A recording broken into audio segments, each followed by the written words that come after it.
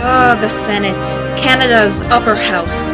A place where the most distinguished and dedicated of Canadians convene to deliberate, discuss, and dissect every bit of legislation that passes through the mahogany doors of the Red Chamber before it is written as law. They uphold the statutes of our great nation, liberty, order, and good government. Guys? Hello? Where is everybody?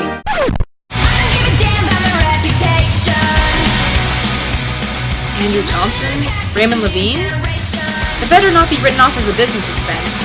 Please, guys, really?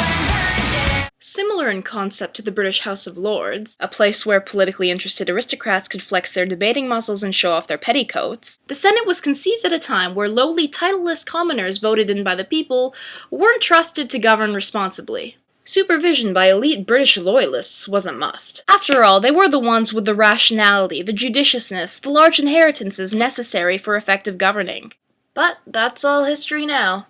Today, the Senate is comprised of 105 men and women representing Canada's 10 provinces and 3 territories that have diverse backgrounds and expertises and who have been actively involved in some facet of Canadian society, whether that be politics, social activism, military, lobbying, agriculture, private industry, anything. They act as an informed review panel, checking the legislation already agreed upon by the House of Commons as what'll be best for Canada.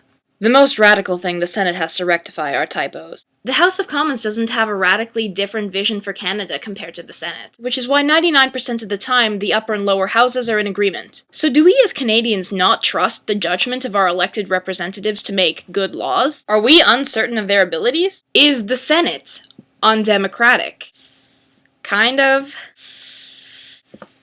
Yes? In fact, Georges-Étienne Cartier described the Senate as a power of resistance to oppose the democratic element. Here we have the senators appointed by the Governor-General, but really the PM, until age 75. They're supposedly non-partisan, but most of them have previous political affiliations. Besides, you have to be buddy-buddy with the Prime Minister to get the appointment anyway. That's proving to be a contentious issue now especially, seeing as Prime Minister Harper is using a 50% conservative-appointed Senate majority to weasel his way around a 30% minority in the House of Commons. Yes, the Senate does have the reputation for scandalous behavior. Like this one senator who continued to collect his $130,000 salary when in fact he had spent the entire year in Mexico not attending a single Senate meeting. Or this other senator who used public funds to do private landscaping on his property. 20% of senators have admitted to not showing up for tri-weekly sessions. Understandably, right now the Senate serves as an apathetic rubber stamp. But it doesn't have to. The Senate, at least in its current configuration, has long outlived its usefulness. The idea of sober second thought, however, isn't a bad idea. When is sober second thought ever a bad idea? I think Canada can benefit from having real, non-partisan,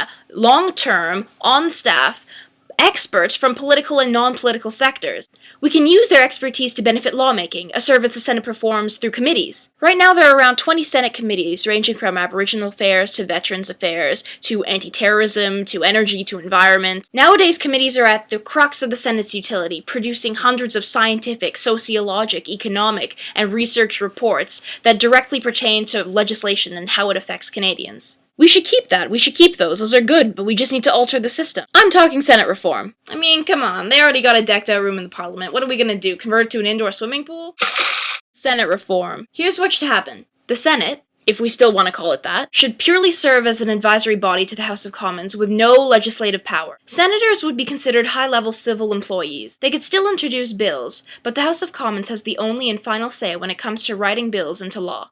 After the first and second reading of a bill in the House of Commons, there is a committee and report stage. This would be the only time the Senate comes into play. They can review the bill, conduct research, brainstorm concerns with it, then present those concerns to the House of Commons before the third and final reading. Now, the Commons can choose to address the issue the Senate brings forth, revising the bill, or they can choose to negate them. The Senate has no veto power, and the Commons still benefit from the Senate's 2 cents. In a nutshell, we'd have a unicameral system, which would lead to faster, more effective, more efficient government. We'd use the same principle of sober second thought the Senate stands for, by using the collective intelligence of committees, but without the extra bureaucracy and inefficiencies of having a Senate with legislative authority. After all, there's nothing more Canadian than happy compromise.